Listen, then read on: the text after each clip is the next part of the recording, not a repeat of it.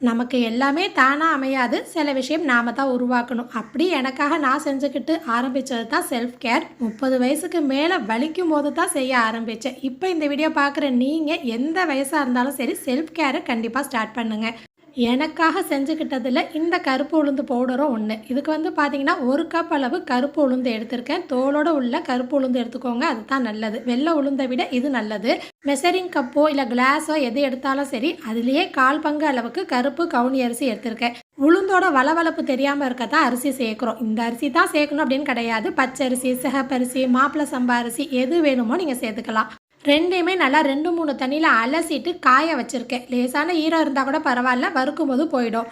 அடுத்தது இந்த மாதிரி பேனில் போட்டு நல்லா ட்ரை ரோஸ்ட் பண்ணிடலாம். கூடவே வாசனைக்காக ஒரு 3 ஏலக்காய், ஒரு 10 பாதாம் பருப்பு சேர்த்துருக்கேன். இது ஆப்ஷனல் தான், வேணும்னா சேர்க்கலாம், இல்லைனா ஸ்கிப் பண்ணிடுங்க.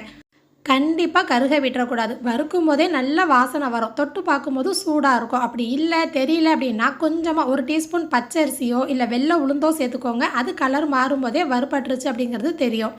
லேசான சூடு இருக்கும்போதே மிக்ஸி ஜாரில் சேர்த்து பவுடர் பண்ணிட்டா நல்ல பவுடராக வந்துடும். சலிக்கணும் அப்படின்லாம் தேவையில்லை. 1 பங்கு கருப்பு உளுந்து, 1/4 பங்கு அரிசி வகை, இந்த மாதிரி சேர்த்து நீங்கள் அதிகமான குவான்டிட்டியில் இந்த மாதிரி அரைச்சி கூட ஸ்டோர் பண்ணி வச்சுக்கலாம் ஒரு ஏர்டைட்டான பாக்ஸில். நான் வந்து அப்பப்போ எனக்கு செல்ஃப் கேருக்காக ஒரு பவுடர் வந்து செஞ்சு வச்சுப்பேன். அதை மாற்றிக்கிட்டே இருப்பேன். ஸோ அதுக்காக கம்மியாக செஞ்சுருக்கேன். உளுந்தங்கஞ்சி 2, 3 மெத்தடில் செய்யலாம். ஆனால் இந்த மாதிரி பவுடர் பண்ணிட்டோம் அப்படின்னா நமக்கு எப்போல்லாம் வேணுமோ அப்போல்லாம் எடுத்து இந்த மாதிரி கஞ்சி காய்ச்சிடலாம். முடிஞ்ச அளவுக்கு காலையில் காய்ச்சி குடிங்க, அது ரொம்ப நல்லது. ஒரு 4 டேபிள் ஸ்பூன் இந்த பவுடர் எடுத்துட்டு தண்ணி மிக்ஸ் பண்ணி கட்டி இல்லாமல் இந்த மாதிரி தனியாக வச்சுருக்கேன். இன்னொரு பக்கம் 1 கிளாஸ் அளவு தண்ணி வச்சுருக்கேன். தண்ணி வந்து கொதி வரக்கூடாது. அந்த பொரி சூடு மாதிரி வரும் இல்லையா, அந்த டைம்லேயே நம்ம மிக்ஸ் பண்ணி வச்சுருந்த பவுடரை சேர்த்து நல்லா மிக்ஸ் பண்ணி விட்டுடலாம். தண்ணி கொதித்ததுக்கப்புறம் சேர்த்தோம் அப்படின்னா சில நேரம் கட்டி கட்டியாக போயிடும்.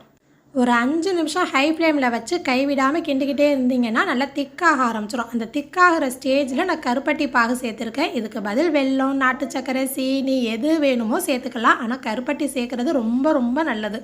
இப்போ இந்த பவுடர் ரெடி பண்ணிட்டேன் இல்லையா, இந்த வீக்கில் 2, 3 தடவை கண்டிப்பாக குடிச்சிருவேன். அதனால் கருப்பட்டி வந்து 1/4 கிலோ வாங்கி இந்த மாதிரி பாகு காய்ச்சி வச்சுருவேன். அப்பப்போ நமக்கு எடுத்து யூஸ் பண்ணிக்க ஈஸியாக இருக்கும். கருப்பட்டியில் கொஞ்சமாக தண்ணி சேர்த்து அதை பாகாக காய்ச்சிட்டு வடிகட்டி ஃப்ரிட்ஜில் ஸ்டோர் பண்ணி வச்சுருப்பேன்.